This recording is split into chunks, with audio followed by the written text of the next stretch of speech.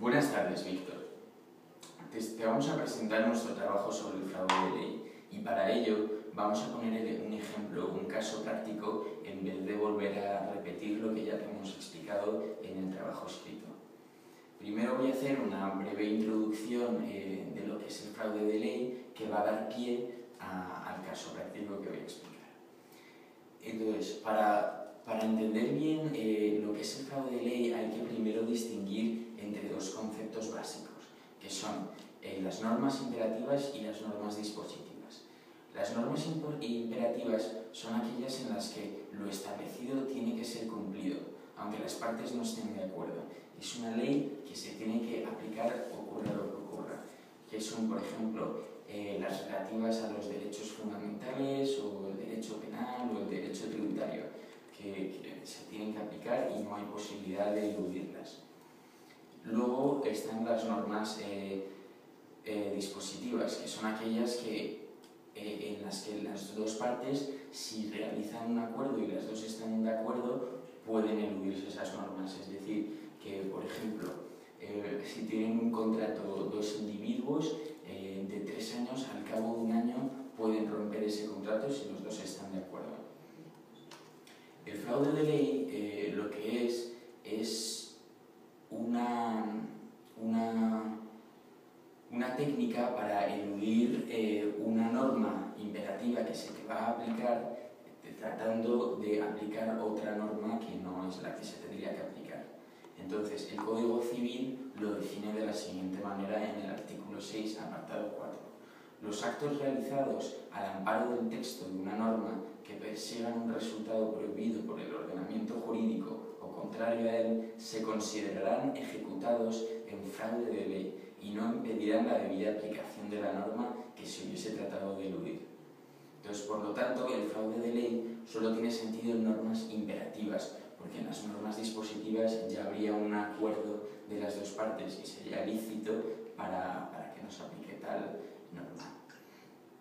Entonces, volviendo al fraude de ley, tenemos dos cosas, que es la norma defraudada, que es la norma imperativa que debería aplicarse, y la otra norma con la que se intenta eludir, que se llama la norma de cobertura. Bueno, entonces este concepto lleva aparejado una serie de requisitos que se tienen que cumplir para que se dé ese fraude de ley, que son que tiene que haber un acto jurídico, no simplemente una intención, y que dicho acto tenga el amparo de la norma de cobertura. Es decir, que esas dos normas sean compatibles a un hecho jurídico. Además, este acto debe de perseguir un resultado que está prohibido por el ordenamiento jurídico en otra norma. La norma defraudada tiene que ser una norma imperativa, ya que si fuese dispositiva no habría motivo para tratar de eludir, ya que esas normas pueden ser aplicadas si las dos partes lo prefieren, lo que decíamos antes. Y por otro lado, el amparo de la norma de cobertura no debe ser lo suficientemente fuerte como para poder encontrarnos ante un caso de conflicto de leyes y no de fraude de ley, que son dos conceptos diferentes. Bueno, y por último, la intencionalidad del acto fraudulento es objeto de múltiples debates, pero generalmente se acepta la idea de que la intención no es necesaria para considerar un acto en fraude de ley. En caso de que concurran todos estos requisitos que he citado para considerar un acto como fraude de ley, este deberá ser sancionado. Y como bien dice el artículo 6.4 del Código Civil dicta esa sanción que será aplicar la norma defraudada.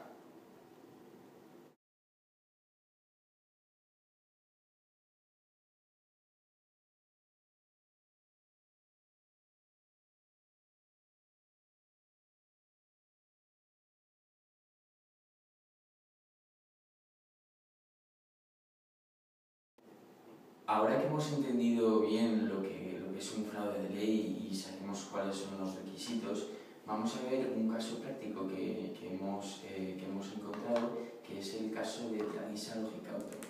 Este caso se trata de un despido colectivo de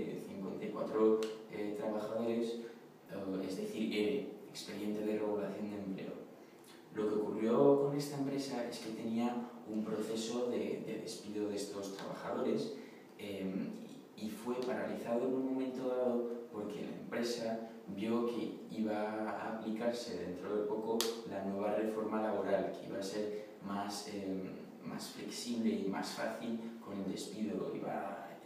Las indemnizaciones iban a ser más baratas y las condiciones iban a ser más favorables para la empresa.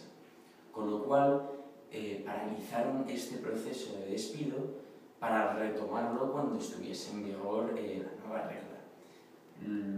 Y lo que ocurrió es que los sindicatos pues, denunciaron este hecho como fraude de ley.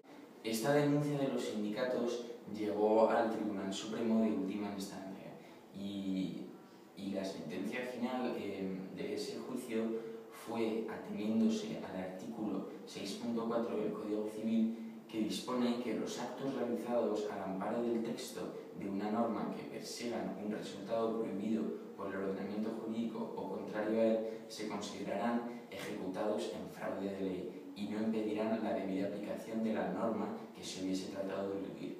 En este caso, lo que se ha tratado de eludir es justamente lo que prohibía la antigua o presente en aquel momento regulación del despido.